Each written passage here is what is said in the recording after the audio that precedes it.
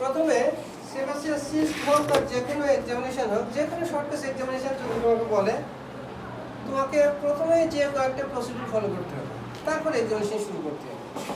তিনটা স্টেপ আছে। একটা হচ্ছে প্রথমে যে পেশেন্টের সাথে গ্রিটিংস, পারমিশন এগুলো নেওয়া, 2 নম্বর হলো কোশ্চেনিয়ার সেশন, 3 নম্বর হচ্ছে এক্সামিনেশন করা। ঠিক আছে?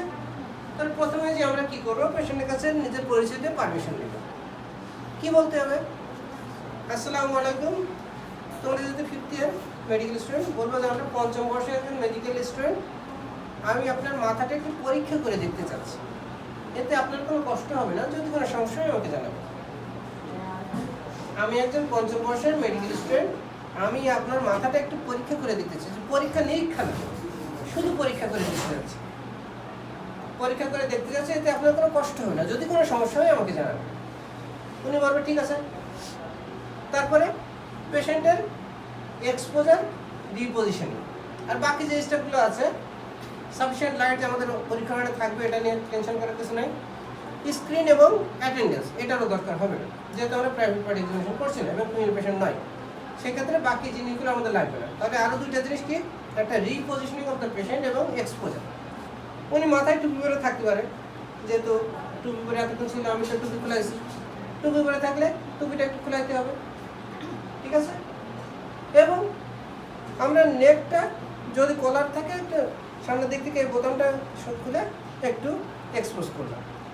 পরে আমাদের তো জানি না এটা বিনাইন না ম্যালিগন্যান্ট ছিল, আমাদের সার্ভাইকাল লিম্ফ নোড এক্সামিনেশন তো করা লাগতে পারে, তাই না? সেই হিসেবে আমাদের নেকটা আগে থেকে এক্সপোজ করে রাখবো, যদি প্রয়োজন মনে করি করবো, না প্রয়োজন মনে করলে করবো না। এই হলো আমাদের এক্সপোজার। এবং রিপোজিশনিংটা কি? রিপোজিশনিং হচ্ছে পেশেন্ট যদি এই যে আমার এইদিকে ঘুরেছিল, আমি যদি এই পাশ থেকে এক্সামিন করতাম, তোমরা দেখতে পারতাম। তাহলে স্যারের সামনে যেও, স্যারের উল্টা দিকে যদি পেশেন্ট মাথাটা ফিরিয়ে থাকে, তাহলে পেশেন্টের উল্টা দিক থেকে আমরা এক্সামিন করে স্যারও তো সামনে থেকে দেখতে পারবে না। তাহলে পেশেন্টকে একটু উল্টা দিকে ঘুরে স্যারের দিকে সোয়ালিংটা ফিরাইলে স্যার দেখতে পারবে। তাহলে আরেকটা জিনিস হচ্ছে, যেহেতু আমরা ব্যাক সাইড থেকে এক্সামিন করবো, সামনের দিক থেকে সোয়ালিংটা আমি দেখতেই পাচ্ছি না, তাহলে ব্যাক সাইড থেকে যদি আমরা এক্সামিন করতে, তাহলে ব্যাক সাইডে সাফিসিয়েন্ট জায়গা আছে কিনা সেটা আমাকে দেখতে হবে। যদি জায়গা না থাকে, তাহলে বলতে হবে পেশেন্টকে একটু দাঁড়াইতে, টুলটা একটু সামনে টেনে নিয়ে পিছনে জায়গা করে আবার বসতে দেবো, যেন আমি ব্যাকে যেয়ে এক্সামিনটা করতে পারি। বোঝা গেল? এইটা হলো রিপোজিশনিং। পেশেন্ট যে পজিশনে আছে সেই পজিশনটাকে থেকে আমার পছন্দ মতো একটা পজিশনে পেশেন্টকে বসানো, এটা হলো রিপোজিশনিং অফ দ্য পেশেন্ট। এইগুলো ফলো করার পরে এই পাশের কোশ্চেন নেয়, পেশেন্টকে কিছু কোশ্চেন করতে হবে। কী কী কোশ্চেন করবো? যে আপনার সোয়েলিং সম্পর্কে আমরা 3টা কোশ্চেন কমনলি করে থাকি। একটা হলো কী সমস্যা নিয়ে আসছেন। স্যার যদি এখানে কথা আছে, স্যার যদি বলে যে examine the swelling of the scalp, স্কাল্পের সোয়েলিংটা এক্সামিন করে, তাহলে তো স্যার বলেই দিলে কী সমস্যা নিয়ে আসছে। তুমি তখন আর পেশেন্টকে জিজ্ঞাসা করতে পারবো না যে কী সমস্যা নিয়ে আসছে। আর শুধু যদি বলা হয় যে examine the SCALP of the patient, তখন তো তুমি জানো না স্কাল্পে কী আছে, তখন তুমি পেশেন্টকে জিজ্ঞাসা করবে আপনি কী সমস্যা নিয়ে আসছেন। উনি বলবো মাথায় একটা টিউমার আছে, কতদিন ধরে? প্রায় 7-8 বছর ধরে আছে, এটার জন্য আপনার কোনো সমস্যা হয় কিনা? না। 3টা কোশ্চেন ইন জেনারেল সকল সোয়েলিং এর ক্ষেত্রে কমন। এই সোয়েলিংটার জন্য আরও একটা কোশ্চেন আমরা এক্সট্রা করবো, যেহেতু সেবাসিয়াস সিস্ট খুব কমন একটা সোয়েলিং, বডির অন্য কোথাও এরকম সোয়েলিং আছে ক্লিয়ার?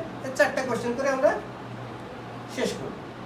এরপরে ইন্সপেকশন। ইন্সপেকশনে আমরা পেশেন্টের পিছন দিকে আসবো, যেহেতু বলছে পেশেন্ট স্কাল্পে একটা সোয়েলিং, মাথায় একটা সোয়েলিং আছে, আমরা দেখার জন্য প্রথমে পিছনে আসবো। যদি এরকম চুল দিয়ে একটা ঢাকা থাকে, তাহলে তো আমি দেখতে পারবো না। তাহলে ইন্সপেকশন করার আগে প্রথমে আমাকে চুলটা সরিয়ে এক্সপোজার করে নিতে হবে। আগের এক্সপোজার যেটা আমরা করেছিলাম সেটা হচ্ছে কাপড়ের এক্সপোজার। সোয়েলিংটা মাথায় আছে, এটা তো তখন আমি জানতাম না যে আমি সোয়েলিংটা এক্সপোজ করবো।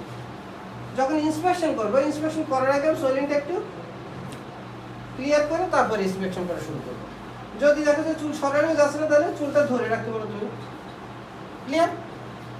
মাথাটা আনার পরে একটা হাত রাখবে। বাম হাতের তো তোমার আর কোনো কাজ নেই, বাম হাতে একটু সোয়েলিং এঙ্গেজমেন্ট করার দরকার হচ্ছে না। এখন বাম হাতে তুমি মাথাটা একটু ধরে রাখবা, টু কন্ট্রোল দ্য হেড। তুমি তোমার পছন্দ মতো মাথাটাকে ঘুরাইতে পারবা, এই জন্য বাম হাতে মাথাটাকে ধরে রাখবা। এরপরে ইন্সপেকশন করবে, একটু সময় স্পেন্ড করবে, এই পাশ থেকে উপর থেকে নিচে থেকে ভালো করে বুঝবা, দেখবা। 5 থেকে 10 সেকেন্ড এই জায়গায় একটু স্প্রেড করবো। বুঝা গেল? আমি যে ইন্সপেকশন করছি এটা স্যারকে বোঝানো জন্য। তাহলে ইন্সপেকশন আমি কী কী দেখলাম? একটা হলো side of the swelling, number of the swelling, size and shape of the swelling. Side কোথায়? এটা দেখো ব্যাক অফ দ্য স্কাল্প, স্কাল্পের ব্যাকের আপার পার্টে, ঠিক আছে? নাম্বার কয়টা? একটা সোয়েলিং আছে। শেপটা কেমন? দেখো গোল মতো একটা swelling, spherical shape, spherical shape swelling. সাইজটা এখানে আমি মাপি নাই, দেখে একটা ধারণা করতে পারো যে সাইজ কতটুকু হতে পারে। মেজারিং অ্যাবাউট, যেহেতু আমি ধারণা করছি অ্যাবাউট বলতে হবে, প্রায়। মেজারিং অ্যাবাউট, যেহেতু স্ফেরিক্যাল এর ব্যাস তো থাকবে একটা, সুতরাং measuring about 2 centimetre in diameter বলতে পারো, 2 সেন্টিমিটার ইন ডায়ামিটার। ক্লিয়ার? এরপরে overlying skin condition is normal, there is no color change, scar mark, engorged vessels, and আরেকটা স্পেসিফিক জিনিস তোমাকে উল্লেখ করতেই হবে, যেহেতু এটা আমি সেবাসিয়াস সিস্ট ডায়াগনোসিস রাখছি, মনে করতেছি এখানে কোনো পাংটাম আছে কিনা সেটা তোমাকে উল্লেখ করতে হবে, থাকলেও বলতে হবে, না থাকলেও বলতে হবে। এখানে কোনো পাংটাম নাই, তাহলে overlying skin condition is normal, there is no colour change, scar mark, engorged vessels and punctum. Clear? এই হলো আমাদের ইন্সপেকশন ফাইন্ডিং। এরপরে প্যালপেশন। প্যালপেশনের প্রথমেই যে কোনো সোয়েলিং এর প্যালপেশন শুরু হয় টেম্পারেচার এবং টেন্ডারনেস দিয়ে। এটা তোমাদের আমি বারবার বলি, বারবার মনে রাখতে বলি, পরীক্ষার হলে জিজ্ঞাসা করতেছি তাও তোমরা বলতে পারছো না প্যালপেশন কী দিয়ে শুরু হয়, প্রথম এক্সামিনেশনটা কী করছে বলতে পারো। তাহলে প্রথম এক্সামিনেশনটা করা হয় টেম্পারেচার এবং টেন্ডারনেস দেখে প্যালপেশন। টেম্পারেচার দেখতে গেলে প্রসিডিউরটা কি? 3 বার টাচ করা লাগে, normal side, pathological side, normal side. এটাও সবাই ভুল করছে, প্রথমে যে সোয়েলিং এর উপর হাত দিচ্ছে, ভুল হচ্ছে। প্রথমে তাহলে এর কাছাকাছি স্কিন হচ্ছে নেক, তাহলে এখানে একটু দেখলাম, এখানে দেখলাম, এখানে দেখলাম। তোমরা অনেক সময় কপালে নিয়ে যাচ্ছ, কপালটা অপোজিট সাইডে কষ্ট হচ্ছে নিয়ে যেতে, কাছাকাছি জায়গা সবসময় সহজ জায়গাটা সিলেক্ট করবে। এই জায়গা এখানে, এখানে টেম্পারেচার ইজ নর্মাল, টেন্ডারনেস আছে কিনা দেখার জন্য পেশেন্টকে আগে জিজ্ঞাসা করবে এখানে কি ব্যথা আছে আপনার, তুমি বলবেন না নাই। তখন এখানে এই যে এক আঙুল দিয়ে চাপ না দিয়ে সোয়েলিংটাকে একটু ধরে চাপ দিন, ঠিক আছে? এবং পেশেন্টের মুখের দিকে তাকাও, দেখলাম কোন এক্সপ্রেশন চেঞ্জ নাই, মানে নন টেন্ডার। এরপরে সারফেস, সারফেসটা উপরের সারফেসটা একটু হাত বুলিয়ে দেখবো, মার্জিনটা একটু ওয়েল ডিফাইন্ড কিনা বোঝার চেষ্টা করবো। এবং মার্জিন, মার্জিন এই যে মার্জিন চারপাশে বাউন্ডারি, বর্ডারটা ফিল করার চেষ্টা করবো, বর্ডারটা ফিল করতে পারছি না,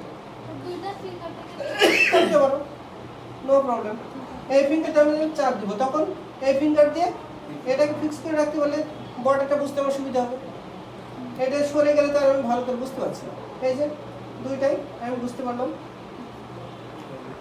well defined margin, surface is smooth, well defined margin, consistency চাপ দিয়ে দেখতে হবে, কনসিস্টেন্সি সিস্টিক মনে হচ্ছে, সিস্টিক ইনকনসিস্টেন্সি। এরপর মোবিলিটি, মোবিলিটি দুইটা প্লেনে করতে হয়, এটা হলো ট্রান্সভার্স প্লেন, এটা হলো ভার্টিক্যাল প্লেন।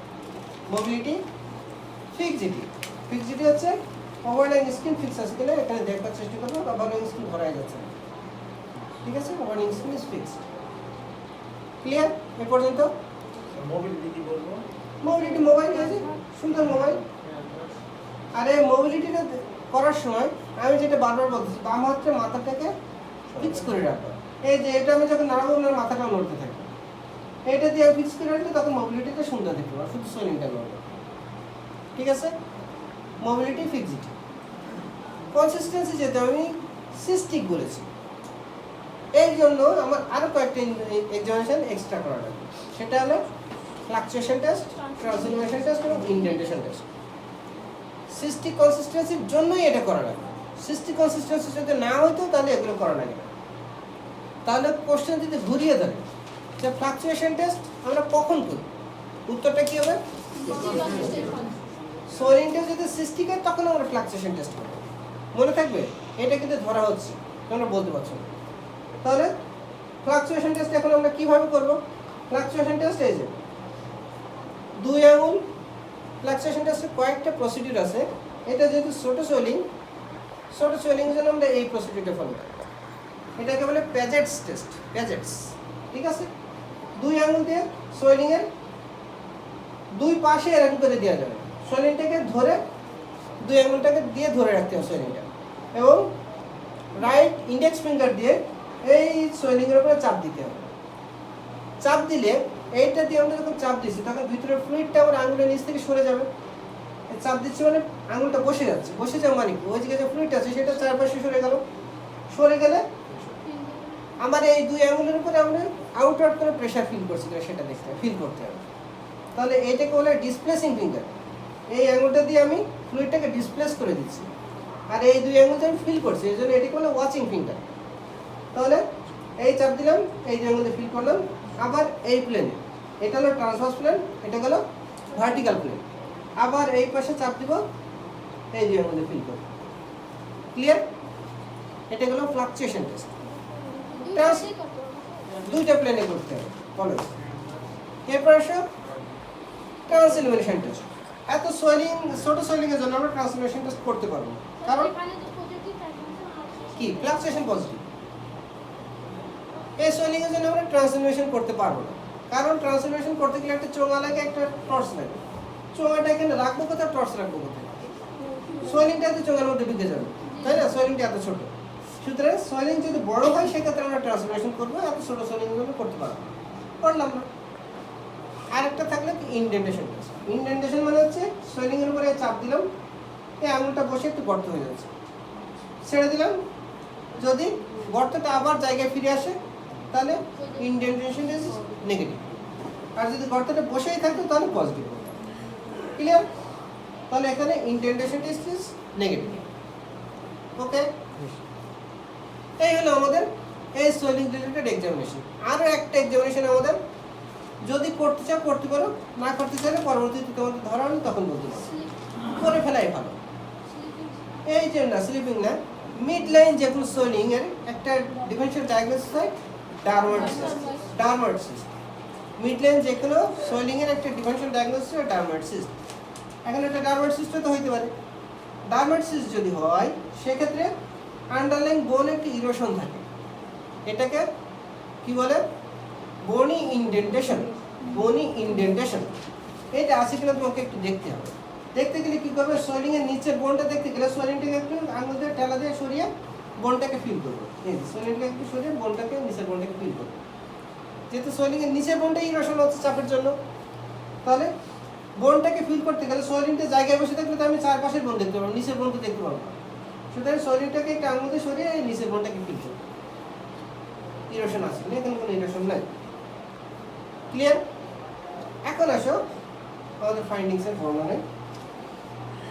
প্রথমে ইন্সপেকশন ফাইন্ডিংস আমরা কি বলতে পারি যদি তোমার কাছে জিজ্ঞাসা করে। এই পর্যন্ত এক্সামিনেশন করার পর আমাদের এক্সামিনেশন শেষ হবে। তারপরে পেশেন্টের কাপড়টা ঠিক করে থ্যাংক ইউ বলে স্যারের মুখের দিকে তাকাবে। একবার স্যারের মুখের দিকে তাকালে আর পেশেন্টের দিকে তাকাতে পারবে না।